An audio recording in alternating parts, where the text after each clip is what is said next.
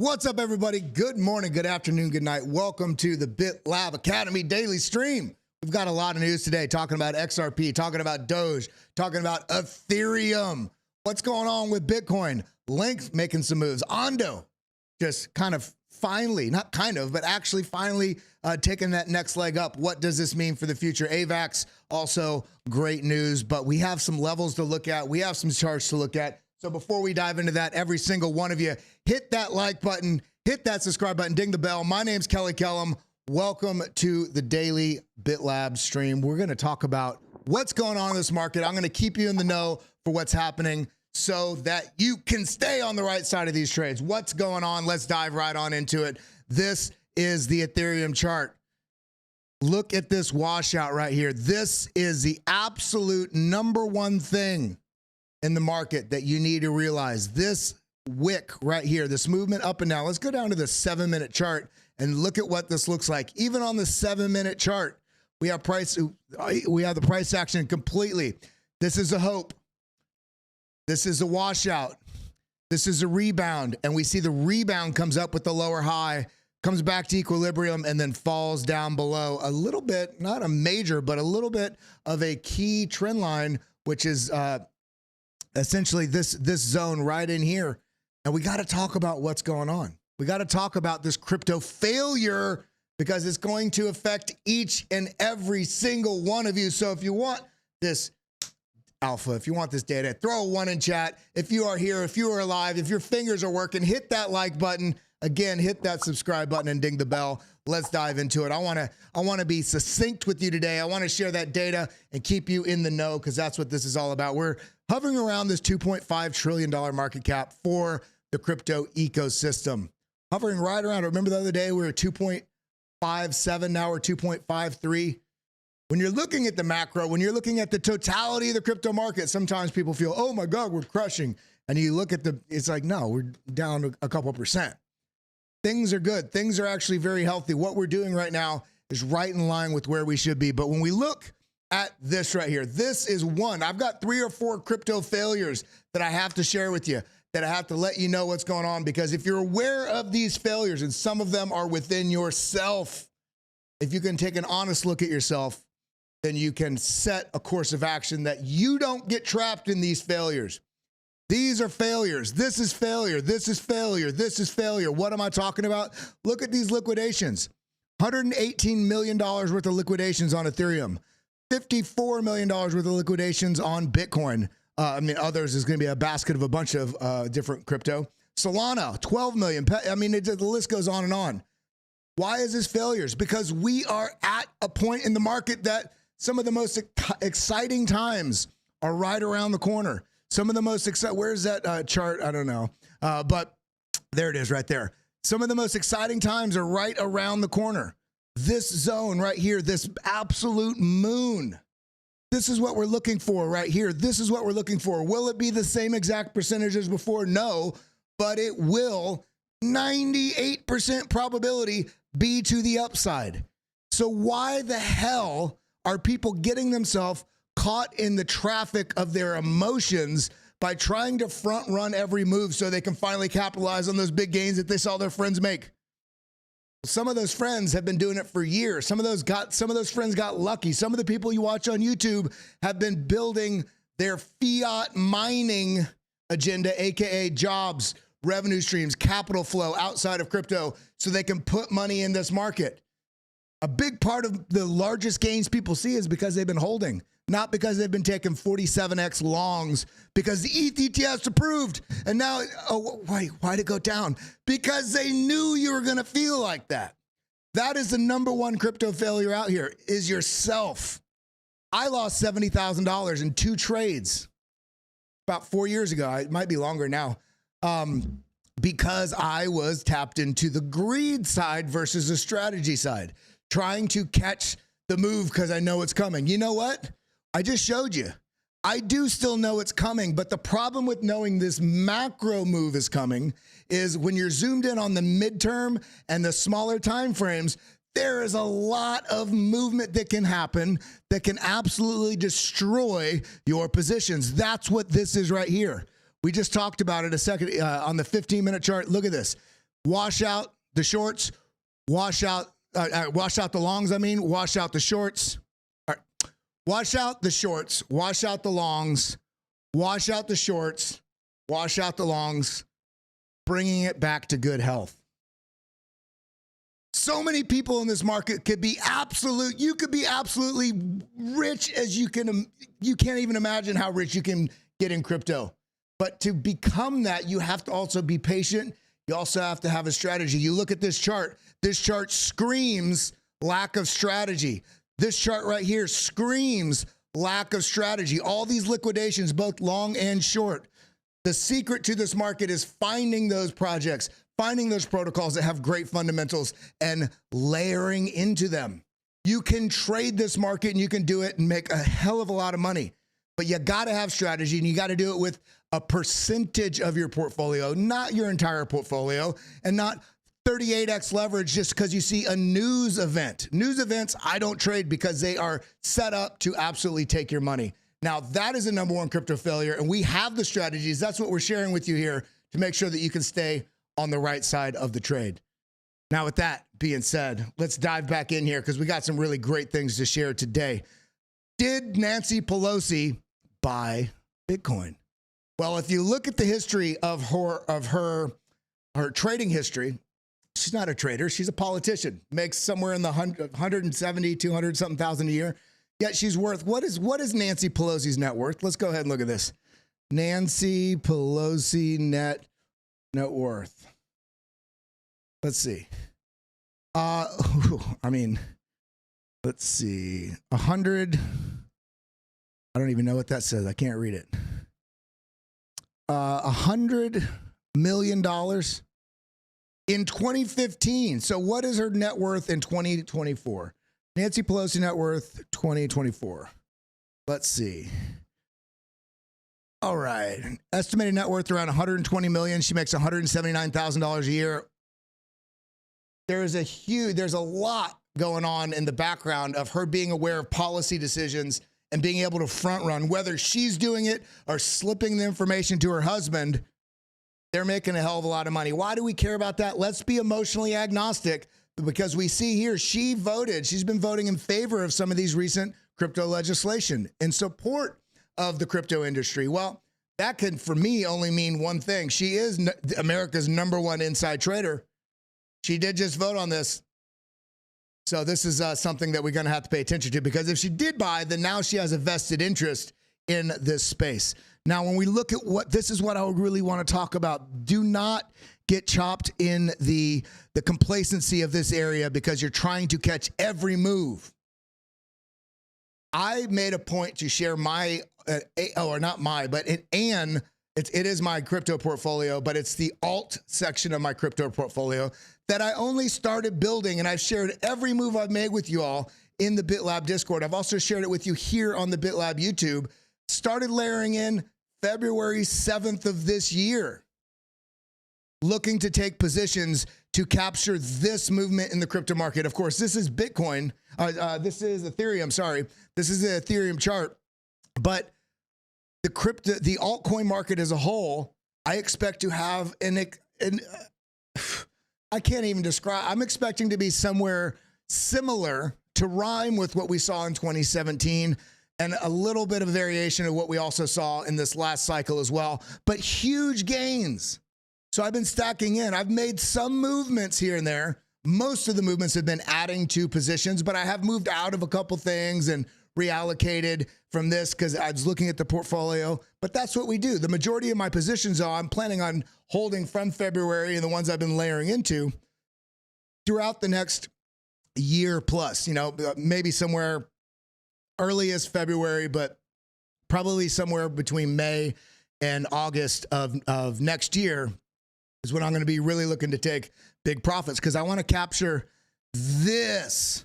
I don't need to chop around in every little small movement with that. I wanted to show how easy that was if you have the courage to be patient. Now, when we look at what's going on right now, everybody's so tight right now because it went up to 74, it pulled back for a few days, it's consolidated in a range. Oh my God, it's so frustrating that It doesn't go up all the time. If it goes up all the time, then that means you never have opportunity to stack further into a position or to take profits along the way or to trade some of that movement on the way to the upside. Now, if we look at this fractal from December 2023 into February 2024, look at this range with the deviation above, deviation below, minus 21% launch. We'll look at where we're at right now. Yes, it's a little different. Things aren't going to be exact, but we are going to see a rhyme in behavior. And what do we see? A deviation above within the range and a couple more deviations above, but then this 21% move to the downside, back up, find support, and coming up above this area, and then what's next? I want up. This fractal suggests up. But are you going to be brokenhearted if this moves to the downside? If you're holding positions, you're not going to be frustrated. If you're actively trading your entire portfolio, this is going to scare the life out of you because your entire portfolio could be at risk especially if you're on leverage. So pay attention to that. We also can see right here, remember the ETH ETF got approved yesterday. The ETH ETF got approved yesterday. Now, this doesn't directly reflect that, but this ties into this narrative. People are expecting, a lot of people out there, Bitcoin approved, next day launched. The ETH ETF, if they fast track it, maybe in a week or two, but more likely it's going to be something they drag out a little bit. And other ETFs and other asset classes, it could be anywhere from 3 to 5 months for these things to get launched. Now, with the ETH ETF, I don't expect it to take that long. I'm predicting somewhere between 2 to 6 weeks, somewhere in that range. But because it's not launched now, it's like some people are like, well, it got approved. Well, why isn't price mooning? Because you got to be patient. You got to see that the market is here to shake people out in both directions. You see that on that cursor, liquidation, long, short, that shows longs, people that were betting long and the price moved down. When it moved against that long position, $87 million was liquidated in the last 24 hours. And also people shorted, $31 million was liquidated when the price moved back up.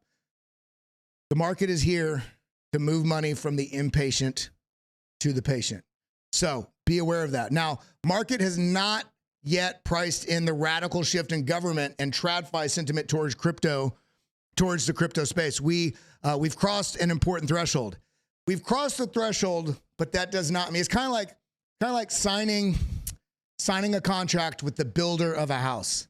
You sign the contract and then you walk up to your property and you say, "Where's my house?" Bro, I just signed the contract. We got to build the house. So in this case, yes, this radical shift is happening in the space, but it doesn't mean all systems go and all the regulation is fully clarified. We've crossed the threshold, but we're still building the house. But now we can see we got the materials, we got the staff, we got the support. So it is very bullish if you're looking at a more longer midterm to macro viewpoint. If you're looking at it on the 1 hour, because we've had some bills passed, remember some of those bills haven't passed the Senate yet, and they also haven't been signed into law by the president. We still have to question whether or not things are going to get vetoed or not, etc. But we've crossed that chasm. We're seeing, back to this story right here. Where is it at? Back to this story right here, we're seeing a more bipartisan, concerted effort. I have other post about this further down here. We're seeing a more bipartisan viewpoint on what's going on within the government regarding crypto regulation. Let's see, where is it at? Right here.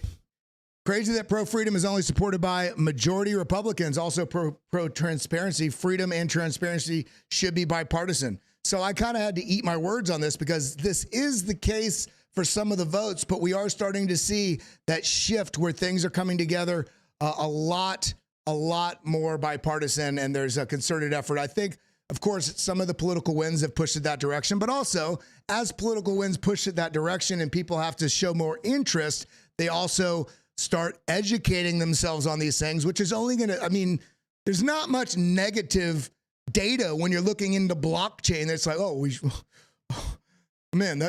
how can you debate if a car is better than a horse?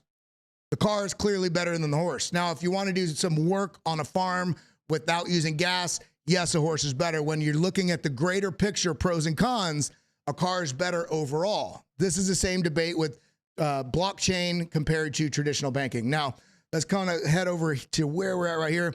Who's stacking? Whales are still stacking like mad. One-day chains, look at this. Shrimps sold. Fearful. Not sure about what's going on. Crabs. This is 1 to 10 Bitcoin. Oh my God. I don't know what to do. Fish even 10 to 100, even 100 to 1,000 minus. But the whales stacking on a one-day change and a 1 week change. I'm following the whales. That's the mindset I want to have. That's what I'm doing. Now, when we look right here, BlackRock's ETF saw $89 million in inflows yesterday. They now hold $19 billion worth of Bitcoin. Since January, $19 billion worth of Bitcoin held by BlackRock. Remember what this means.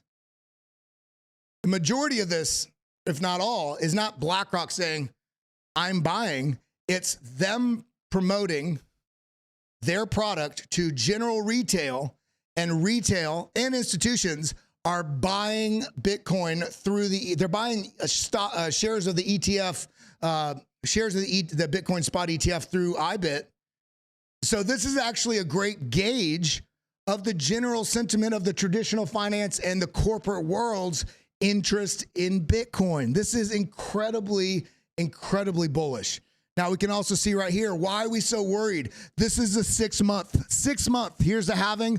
This is how much we grew, the price appreciated in 6 months. This was the last cycle.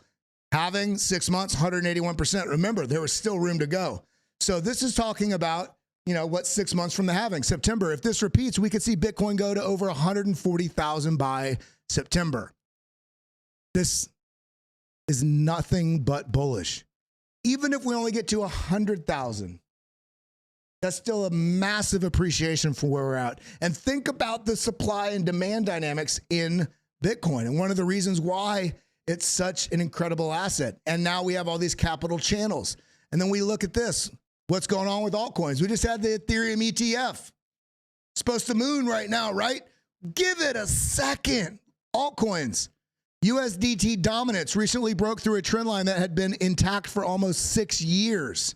MACD is showing very strong bearish momentum. Backtest is as good as completed. This is why it's important. When the USDT.D, which is dominance, the stablecoin of Tether, goes down, altcoins go up. Stablecoins being held, when they're sold and traded for an altcoin, that reduces the dominance, incrementally each time. So when you're having a huge deployment of your stablecoins buying back into specific crypto assets, that is positive for crypto assets price appreciation. Major Altseason loading. Well, look at this breakout. This is that rising trend line breakout, retest, continuation. Here's a breakout to the downside. Is this a retest? We'll have to wait and see, but it is setting up for something very positive considering where we're at in the market cycle. We also have to consider the other greater context. Why is the ETH ETF, why didn't it moon prices? Why is Bitcoin not going all the way up? There's other things outside the crypto market that also affect this. China toughens its language on Taiwan and starts openly using the term war. China says that Taiwan's leaders are pushing it into a perilous situation of war and danger. So, is there other data? There sure is. China has completely surrounded Taiwan in all directions. China currently has over 30 ships and 40 plus fighter jets active in training all around Taiwan. Now, this is good in the long term for Bitcoin, but markets, especially risk markets, always get shaken up initially by a new major, it's not new, but a large increase in a geopolitical tension. So we got to keep our eye on this and realize even if we have a black swan event right now, like we did in COVID, when COVID had the world shut down, that V-shaped recovery was a buying opportunity, not, oh my God, I'm scared. It drops, it rebounded, V-shaped recovery, and then that's when we really started that move. I believe it is right. This move right here. This is a V-shaped recovery, and then we had the 181% move to the upside after the recovery, not from down here. That was just within 6 months. So we got to pay attention to what's going on globally right now. And just note also this, that for the first time since 2008 financial crisis, we're about to get into some crypto charts, so stay with me here. A top-rated commercial mortgage-backed bond has experienced a loss. What was 2008? That was one of the great financial crises. That was a housing market collapse. Remember, investors of the AAA, which is basically the top rating that they can give for an investment, which is a complete farce. It's a complete manufactured fake narrative, because in the housing crisis in 2008, the reason that happened was there was a hell of a lot of very terrible loans and subprime mortgages and all these things packaged together in large groups. And because they packaged them together, they're like, this is AAA. No, it was not. It was anything but AAA. They packaged a bunch of turds together and said, hey, they spray painted the box gold. They said, you want to buy some gold? That's essentially what happened. And then because all those things were junk, it unraveled and basically brought the market down. Now, this is important because we're seeing what's going on with China. This is important because we're seeing what's going on with the dollar. Everybody's wondering, are we going to get a recession? Are we not? Is there going to be a negative impact in the economy? All these things. Well, when we look at this, we can see that, investors of the AAA rated portion of a $308 million commercial mortgage-backed security, CMBS, on the 7th, it doesn't matter where, in Manhattan, got hit with a $40 million loss, or 26%. Now, here's the caveat. The other 5 groups of lower rated products of the CMBS were completely wiped out and lost $150.5 million. Meanwhile, there is $700 billion backed by the U.S. government, CMBS, and $3 trillion of commercial mortgages on the U.S. bank balance sheets. Commercial real estate needs help. They are in a pivotal moment right now because remember, we're still dealing with the after effects of what happened during the pandemic, with the global economic shutdown, with not only that, the change socioculturally where people started working from home and it became more acceptable. You might notice friends, family, my sister is one of these people who got very used to working from home. She built a whole new, schedule around it, really fell in love with being able to do that. She could spend more time with her son. And now AT&T, they're like, you have to come back to the office this many days a week. Is it, part of it is nothing to do even with the business themselves. Part of it is local government saying, hey, we need you to get people back in offices because this is posing a systemic risk to the local regional area. If you're not filling the building for your offices, then there's nobody to rent it. Now that collapses. We've been seeing stories nonstop over the last couple months with I'm talking just skyscrapers being sold for $20 million. $700 million building last time it was sold, now being sold for $82 million. This is going to be something that is going to impact the economy, so we have to pay attention to this as Bitcoin and crypto investors and traders. Now, before we dive into these charts, make sure you head over to my page. Give me a follow right here at Kelly Kellam, KELLYKELLAM, and also follow BitLab Academy at Academy BitLab. We are doing a $100 USDT giveaway at the end of the show. So make sure if you want to participate in that, the link is in the pinned comments at the very top. It says $100 giveaway. There's a link there. Retweet, hit the like button. I will draw that at the end of the stream. Theo Rodriguez, shout out to him. He won last week's. So big love to the family here. Now, am I getting some? Okay. Now, coming over, and also shout out to our sponsors right here at Arculus, best crypto security out there. You get a deal like this, you slide it out, you get essentially a credit card. It's the same patent, it's the same people that develop all those chips in your card. Never been hacked. Incredible, wonderful card. It's my most recommended cold storage wallet. You can go over to getarculus.com and you can use LAB10, LAB Lab 10 for 10% off your order. Now, heading over into this, I don't want to show that. I want to show that. Where are we at? Let's look at some TA. Let's get into it. Let's talk about what's going on. Let's go out to the 3-day, double click. Just remember what's happening here. Bull market, consolidation, or, retrace down, consolidation, bull market, retrace down. When you look at it on the macro, you realize this is just a retrace. On the macro, it's just a bull market with rise, retrace, continuation, retrace, continuation. But what I do want to note is that we are under this trend line right here that has been established since back here in December 2016. We're still fighting with this area. This is a previous range tops, all-time highs. So we have to pay attention to this. And you can also see that there is an order block that's under that. You see that red area? A lot of liquidity interest in this zone that also happens to be previous all-time highs. So when we're zooming in on this, let's get down to the 4-hour. We can see that we did break below this zone, pushed back up, retested, came down. Now we started forming a new trend line, this sub trend line here, and rejection, little deviation, broadening wedge, told us this was probably going to break down, broke back down, found support, roughly about where this previous range high was, also on this rising trend line. And where we're at right now, there's a little frustration in the market because everybody's excited about the ETF, trade the speculation. We get the ETF, immediate rise, immediate fall. What did we see in the last 2 ETF approvals? Last 2? What are you talking about, Kelly? Well, we had the January 10th approval here in the States, spot ETF. Then we have the Hong Kong approval a couple weeks ago. Both of those. Also, think back to the coin the Bitcoin futures approval, huge sell-off right after. So we could say it's that. We could say it's the sell the news event, but we can also remember that we have these other geopolitical things going on at the same time. So in all contexts, it's probably a little bit of both.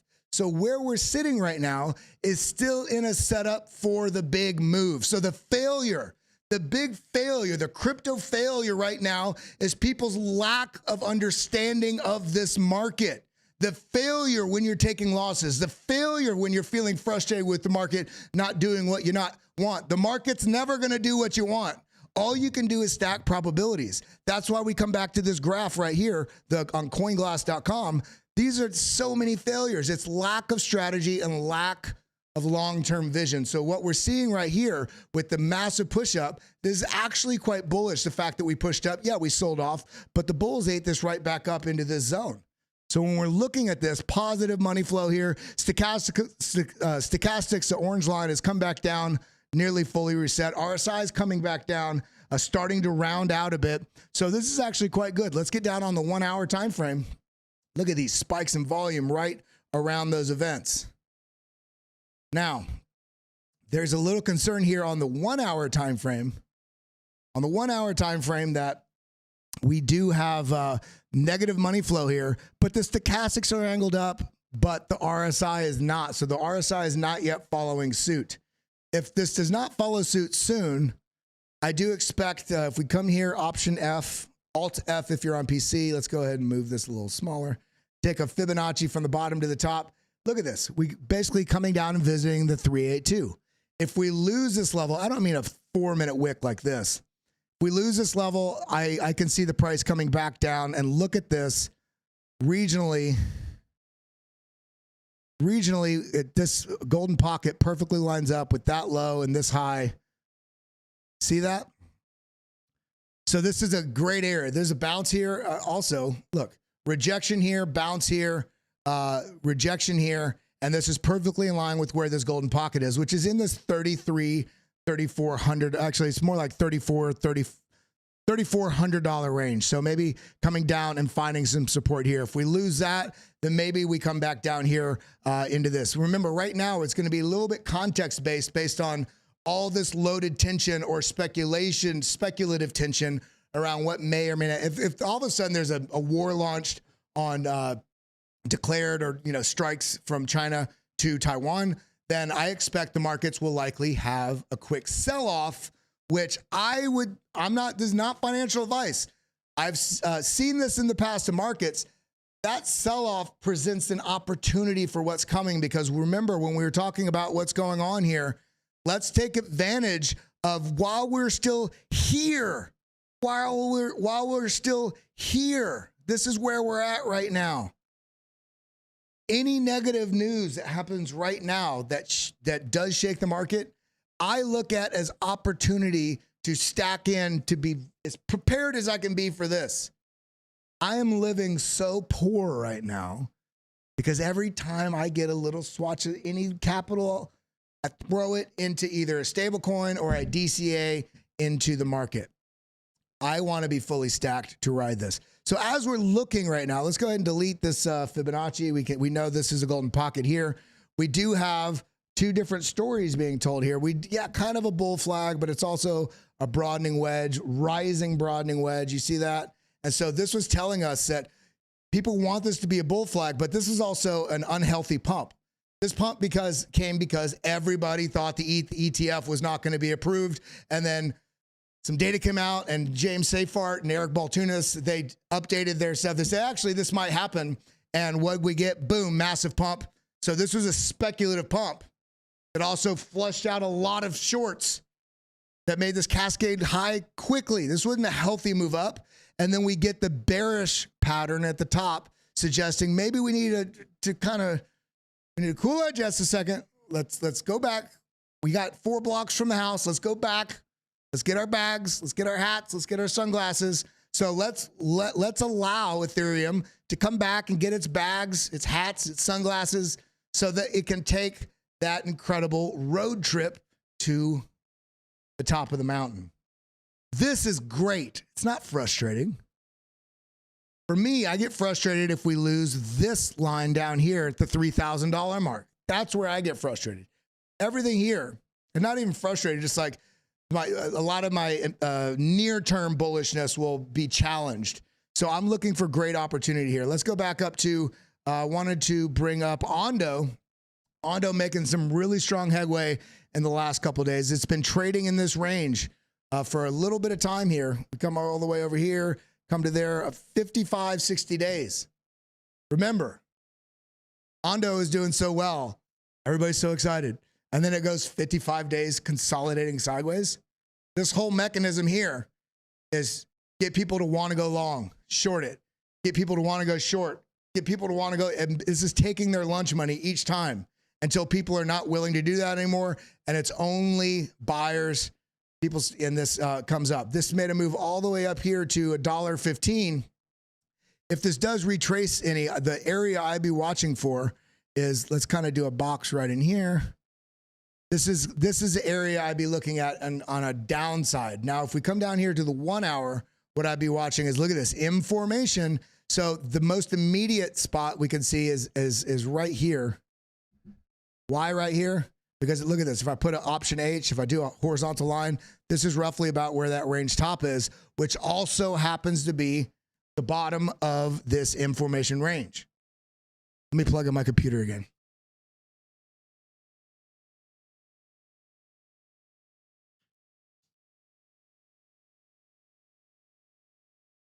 So this is not something that is worrisome to me. This is like, okay, we have a nice move here. And remember, it's going to be the same thing with ONDO. It's going to be the same thing for most coins, most likely, that if we do have a geopolitical major change or major event, that we will likely get better price opportunities lower. But this is the area I'm really watching, this zone right in here. If we lose basically $1, if we lose $1 again, then we're essentially just still in this range. This is the top side of this sideways range right here, $4, $5. I'd love to see this retested in terms of if the price does come down. I'd love to see this retested and then bounce and go up from there if we're looking bullishly. Now, as it stands right now, look at this. Stochastics rolling over, coming down. Momentum kind of rolling over a little bit. The VWAP, this is a story right here. See this VWAP attempt? And then this now rejection to move lower. Currently, this is saying it wants to play a little bit of a negative spread. However, this is on the very small time frame. However, on the weekly, look at this beautiful break through the weekly VWAP. Test, chop around the range, bounce off of it, bounce off of it. This is also right about that dollar mark, 98 cents dollar.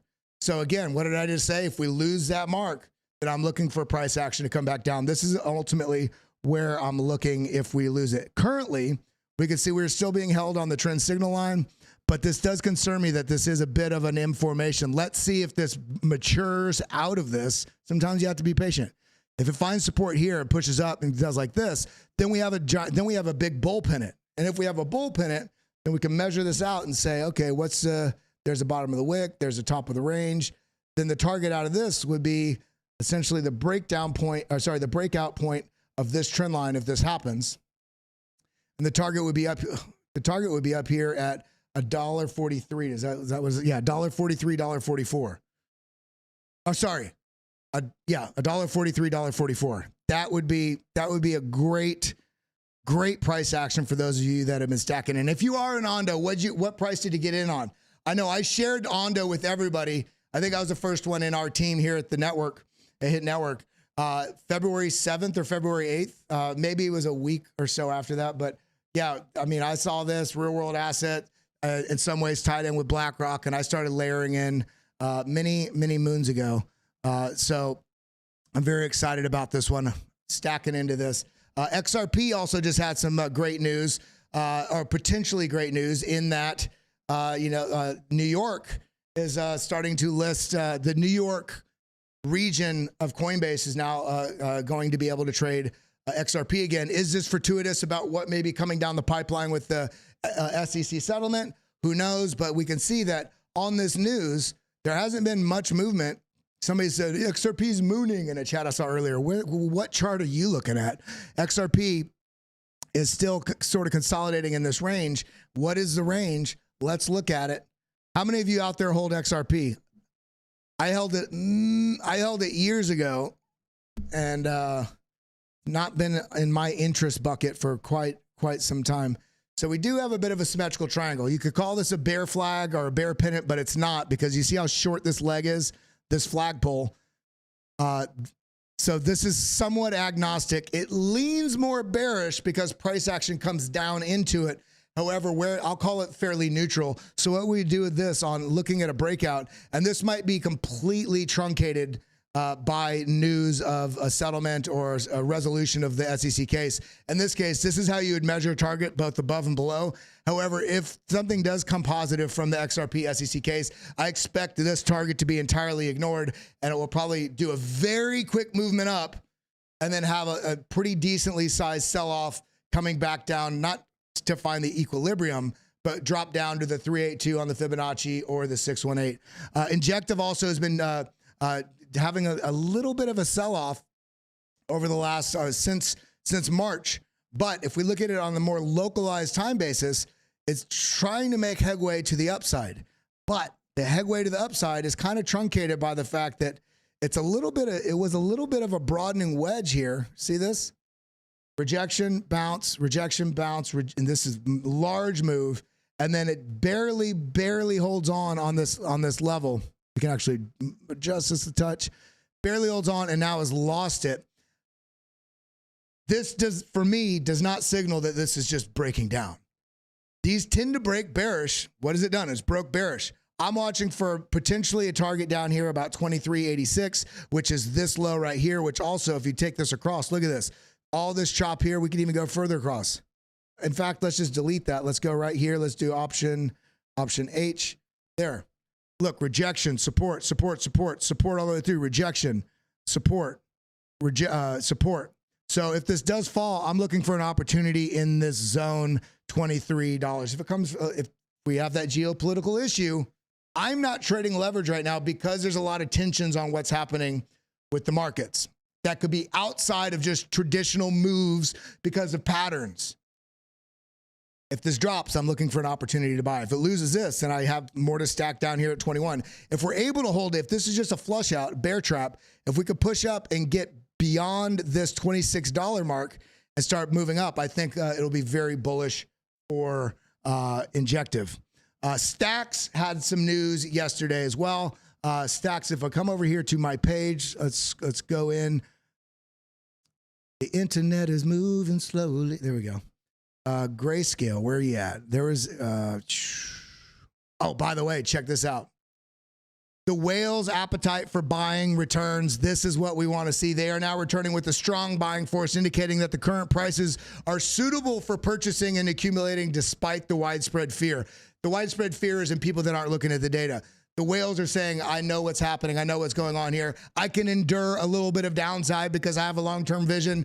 So every time they're buying and the ETFs are buying, this is just removing Bitcoin from exchanges while also creating more of an effect on the retail demand because there's less supply. So this is all, I mean, there's so much bullishness coming out right now. By the way, definitely check out this. I shared this earlier today. 15 powerful visuals about psychology and life, happiness, wisdom. Definitely worth the read. I wanted to show you, where's the grayscale deal? Let me see. Where you at?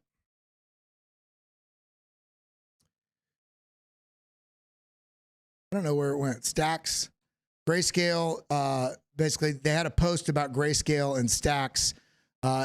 Stacks in there in the grayscale fund or grayscale trust, I should say.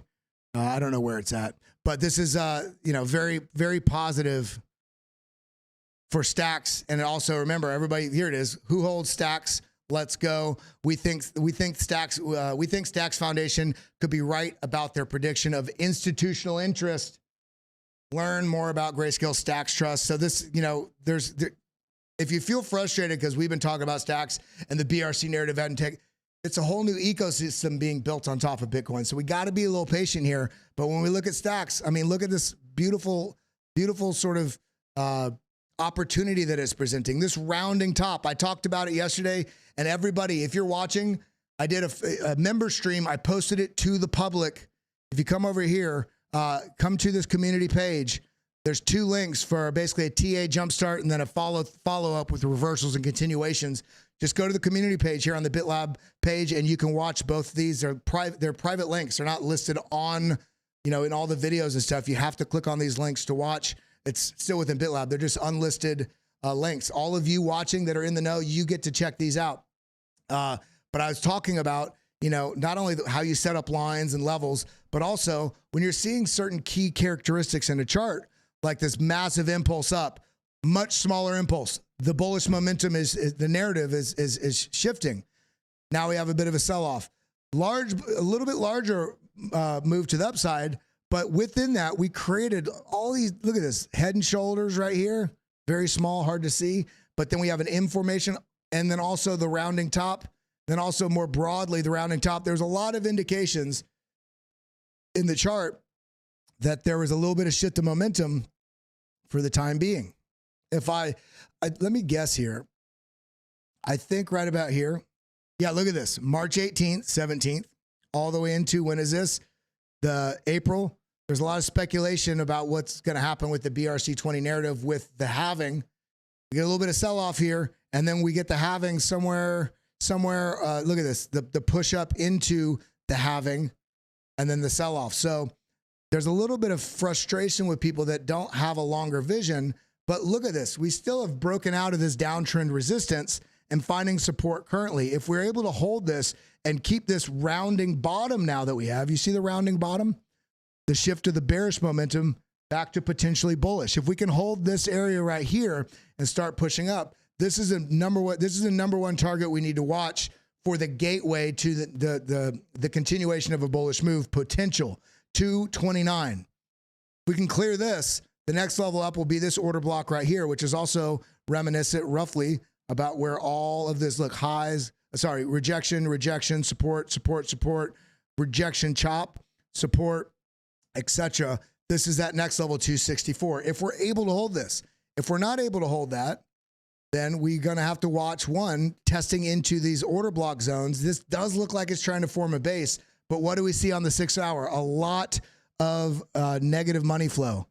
If we double click on this, we do, however, see negative money flow, but we see this momentum wave large, a little bit smaller, buying pressures coming in on the way up. That's why these are green. And on this dip right here that we're having, maybe this rounds out and comes back up. This is indicating that shift is likely in store. And we also see the stochastics and the RSI coming down and rounding out too. Maybe the move is brewing. Let's go to the 4 hour. Yeah, it's trying to make the move. Go to the 1 hour. So it's looking right now like on the stochastics, we're coming up into a trend line. Why is this important? Because this is telling us that maybe the move doesn't happen yet. On these large, semi-midterm, larger time frames, that move is being set up. But in the smaller time frames, this is suggesting that we may have a little bit of chop in here before we get that move. Everybody's waiting on a catalyst. We had the Eth ETF approval, A lot of confusion. Was it really? Was it not? You know, because of what happened with Bitcoin. So there was some hesitation around that. And now people are going to start realizing that the ETH ETF is still going to be some weeks off of the actual launch. So we have to pay attention to everything going on there. And let's see, HBAR. How many of you are still HBARbarians? Look at that flatness. Let's go to the 4-hour. Look at this. This is up BlackRock News last month. The sell-off back down, but we did form higher lows right here. But the problem with these higher lows is now we've fallen below this, similar to what we're seeing in Injective, right? Similar to what we're seeing in a lot of stuff. It's like bullish, it's moving up, but we're kind of losing some levels here. If we drop below this order block zone, the area I'm watching for next is 9.9 cents. That is these lows, this rejection kind of area. Now, if we take a move from, let's do this, option F from this up, and that's right about where the 786 is on the Fibonacci. We're kind of holding. This is bearish, but it's it almost feels like a bear trap because we're holding above this golden pocket. When we lose this golden pocket, I'm looking for this level next, and then potentially down to 9 cents. If we got to watch for these washouts potentials in the market. Let me go ahead. By the way, if you haven't yet, head over to the link that is shared in the pinned comment. I'll post it right now. You all, this is your last chance. You get to be entered for a $100 USDT giveaway. Just share that tweet. Hit the like button. Share the tweet right here. Hit like, hit the share tweet, and make sure you always have a VPN on, no matter what exchange you're using, no matter what platform you're signing up for. Once you have a VPN on, set it in some faraway country like Liechtenstein or Lithuania or Brazil, so people can't figure out how they can access your computer and steal your crypto. Make sure you head over and check out this link on the top. Just check it out.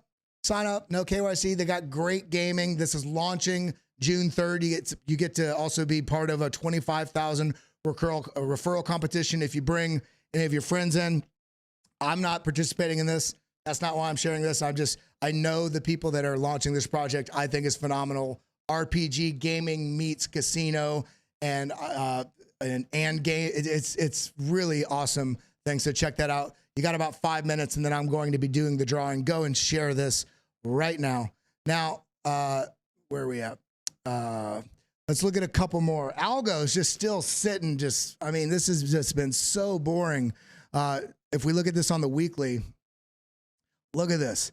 Little fake pumps. When this does get going, if it does, I think this will be a monster, but this really worries me that this has just been sitting so flat looking at this. Now, if we're able to take out this 23 to 25 cent zone, I think this will be in store for another large move up. But as it's sitting right now, it's just sitting on this, basically this support level here. If we lose this, I'm looking at it coming down into the 15 cent level again.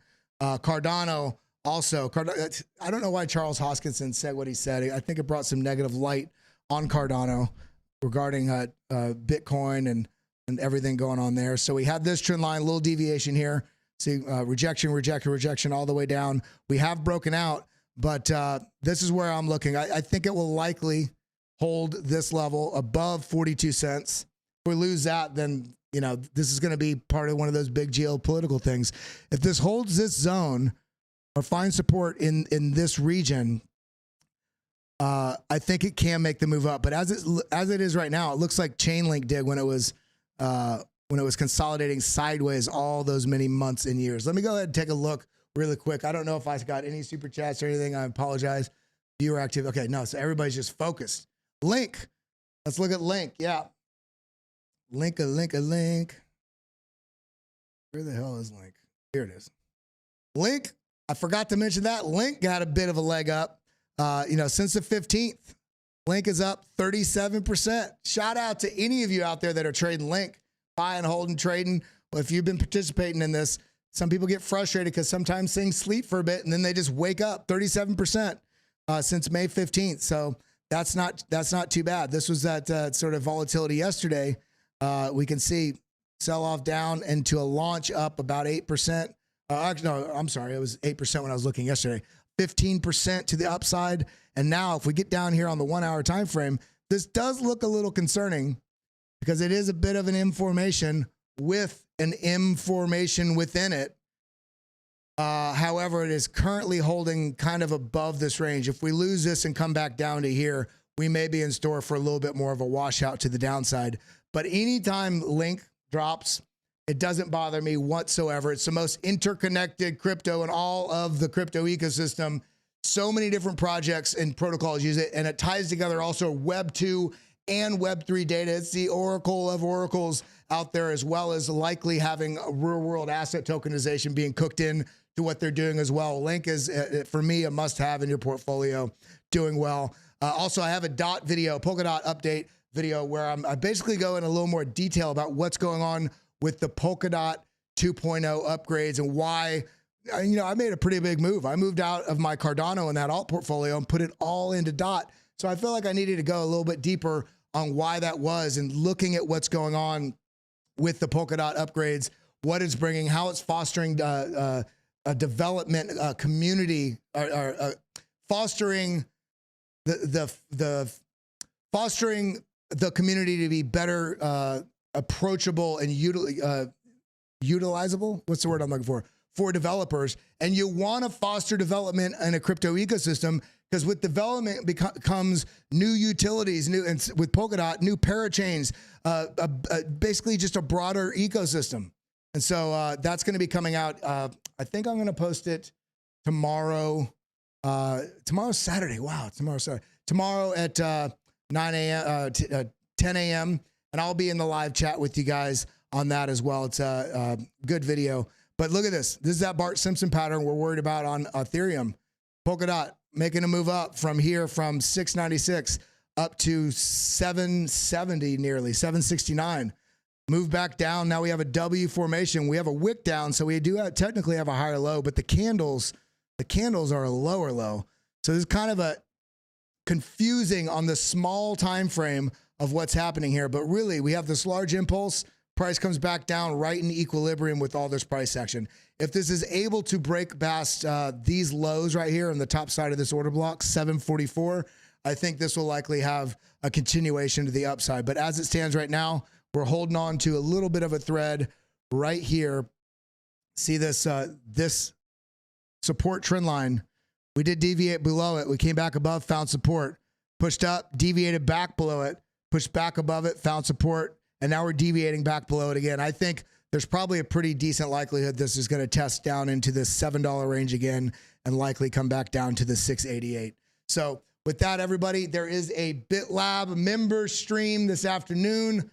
This one's not going to be on a public listing, but for you BitLab YouTube members, make sure you head over to the community page here and click on that. I do want to shout out, I did a video earlier this week, I believe, I don't know if there's a shadow ban or what, but only had 181 views. Do me a favor, go check it out. Watch 5 or 8 or 20 minutes, or it's not a long thing, but it's talking about Web3. Also talks a little bit about what Galactix is doing, but it's a conversation centered around crypto and how Web3 is actually also going to likely bring adoption. But then you get a little preview of what Galactix is doing.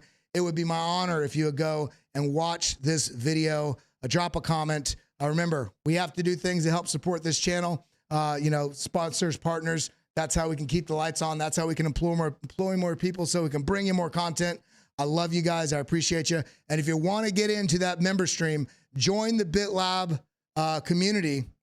You'll see something that says join right here. Alexander G, if you're in here, drop the BitLab member join button there. You can click right here also on memberships, and you can join if you see that. But then also make sure, if you want to join in the community, so you can get in the Discord and see all the different stuff that we're sharing in here and the charts and all these things, as well as the member streams, head over to lab.bitlabacademy.com/Kelly. You get 15 days free. So you can sign up right now, join for free. If you like it after 15 days, you can stay. If not, you can cancel anytime. There's no contract, none of that stuff. The link is right there in the description, lab.bitlabacademy.com/Kelly. And again, 2 p.m. Eastern time today, we do got the member stream with Mr. Joshua Jake himself. Come and hop in that. I love you guys. I appreciate you guys. That's all I got. Have a wonderful weekend. Have a wonderful weekend. Adios, muchachos. Over and out. Adios, muchachos. Thank you for coming. Thank you for always tuning in. Adios, muchachos. Thank you for being here. Hit that like button, subscribe, be our friend. Adios. Hit that like button, sucker.